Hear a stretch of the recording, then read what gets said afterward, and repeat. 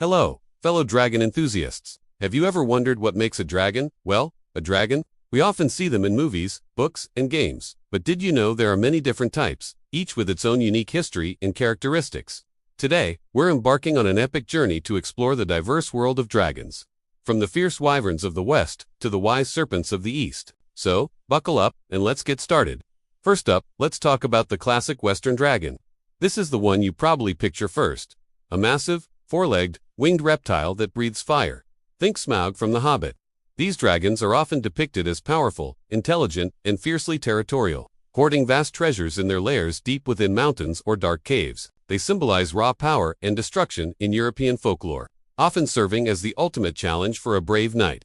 Their thick scales make them nearly invincible, and their fiery breath can lay waste to entire armies. They are the quintessential monster, a symbol of greed and chaos that must be overcome. Now, let's move on to a close relative, the wyvern. This one's a bit tricky, and a hot topic for debate among fantasy fans. The key difference is in the limbs.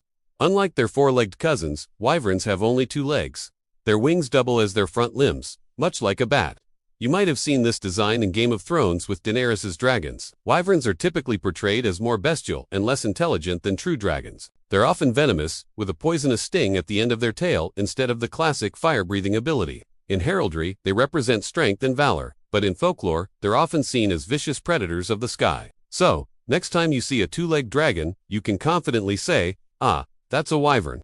Heading north, we encounter the lindworm, or lind. This dragon is a fascinating creature from Norse and Germanic mythology. Lindworms are serpentine dragons, often depicted without wings and with only two front legs, or sometimes no legs at all, like a giant snake. They are chthonic beings, meaning they're associated with the earth, often found guarding ancient burial mounds or sacred trees. One of the most famous lindworms is Fafnir from the Volsunga saga, who was a dwarf transformed into a dragon by his own greed, guarding a cursed treasure. These creatures blur the line between dragon and serpent, representing the primal forces of nature.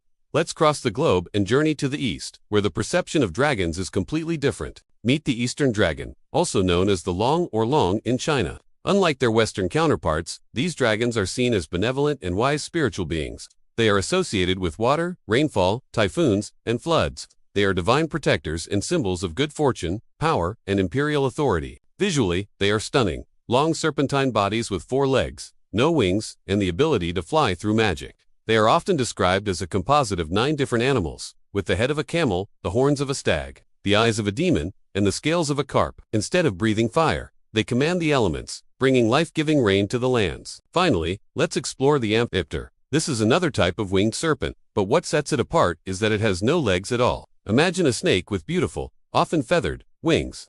This creature is prominent in Mesoamerican folklore, most famously as Quetzalcoatl, the feathered serpent god of the Aztecs. Quetzalcoatl was a powerful deity associated with creation, wisdom, and the wind. Similarly, in European heraldry, the amphipter appears as a guardian figure. It's a creature of the air and spirit, representing the connection between the heavens and the earth, a far cry from the brutish monsters of Western tales. From the fire-breathing tyrants of Europe to the wise, rain-giving deities of Asia. The world of dragons is incredibly rich and diverse. Each culture has shaped its own version of these magnificent beasts, reflecting its values, fears, and hopes. Which type of dragon is your favorite? Let me know in the comments below. I'd love to hear your thoughts. Thank you so much for joining me on this mythical adventure. If you enjoyed this video and want to learn more about a world of fantasy and folklore, make sure to hit that like button and subscribe for more content. Until next time, stay curious.